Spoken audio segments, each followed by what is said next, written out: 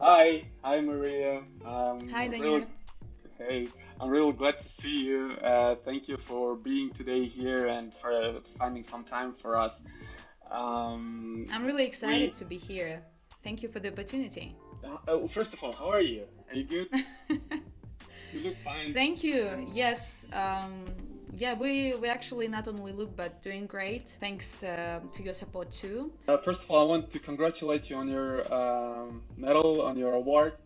That's Thank you. really cool Oh, achievement. actually, it's here. I can show you. Wow, wow, that's really Yes, cool. it's a big one. I didn't prepare that moment. No, no, no. It Okay. wasn't prepared. Okay. Oh, by the way, like from the pocket. Yes. By the way, everything is here. Yeah, yeah. All these heavy words are with me always. Because of the award, we became more visible, and you donated, yeah, money to us. Could you tell us about MoveGreen? I mean, we all already know, we read about it, but from you to hear, it would be like from the first source.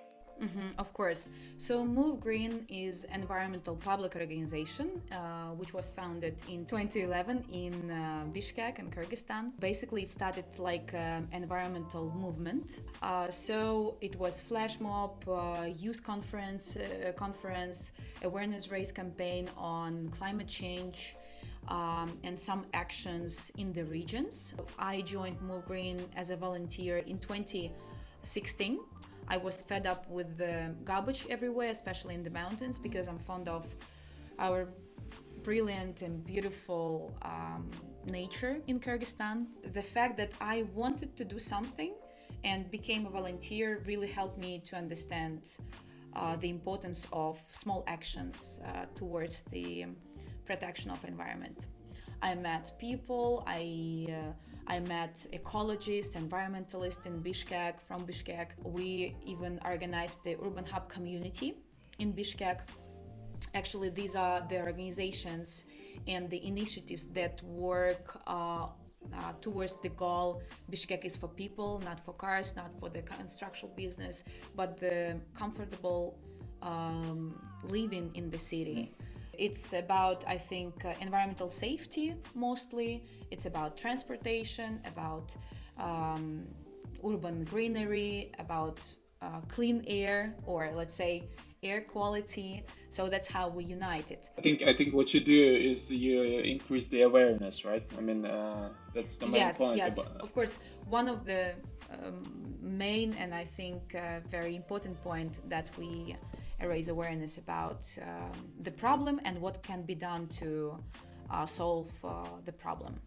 We really want to show that we are not, that we don't criticize just because we want to criticize, but also to show the ideal picture The of actions how it should probably be. that could be made. Okay. Yes, and the actions to be done. Right, right. And one of the topics that actually related, I think, to your donation is air quality.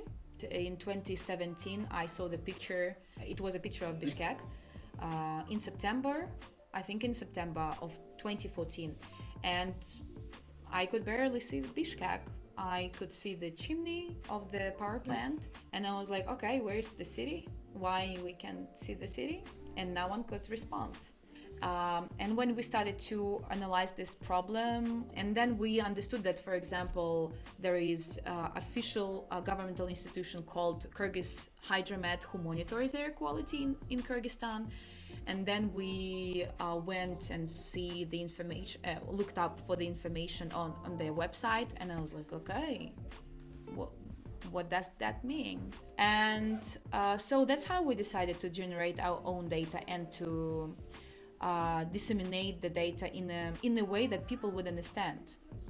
First of all, the idea was to install the low-cost sensors that monitor particulate matter 2.5 and to have actual information about air It quality, didn't have which is didn't have available. that governmental institution have at No, all no, at all, what they at were all. basing on then Like because their measurements.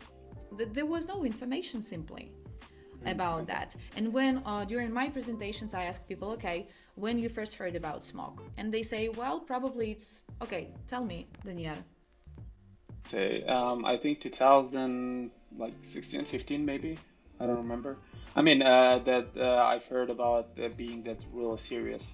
So mainly people say like 2018, 2019. And it's because simply we installed our first sensors and we started information campaign. And we developed mobile application. Now it's called AQKG, and it's available for both iOS and Android.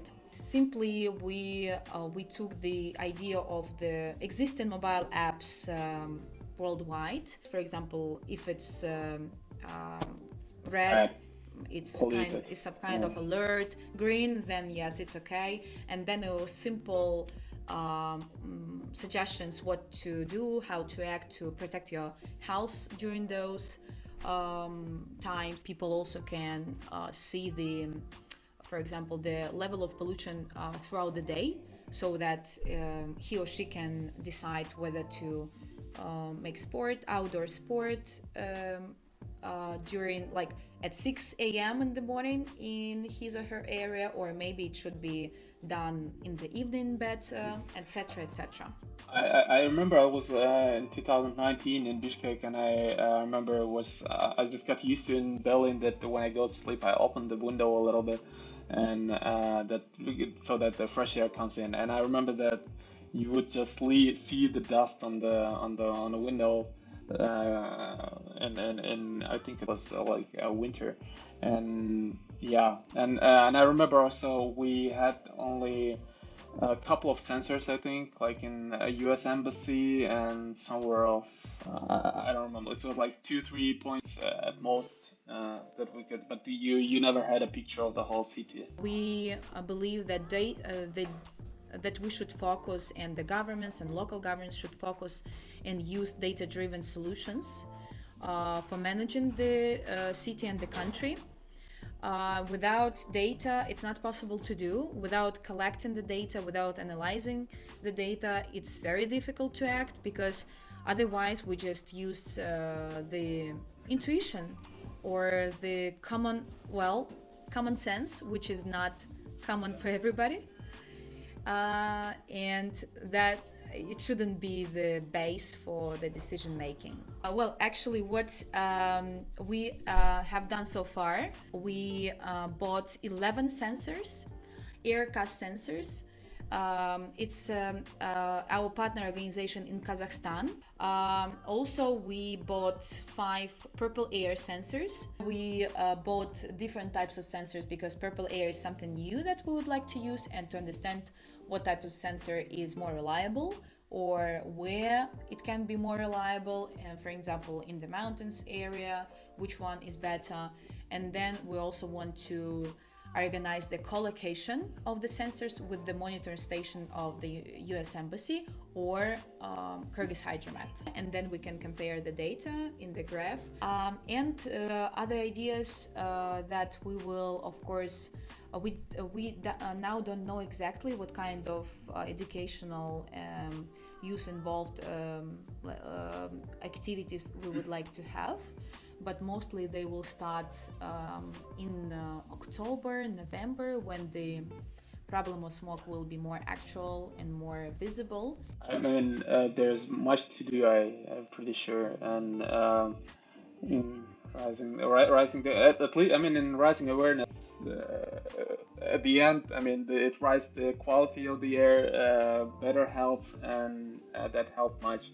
And inspired by that, I can totally, I'm really happy we have you guys in Kyrgyzstan, and there are people who are just motivated in this subject.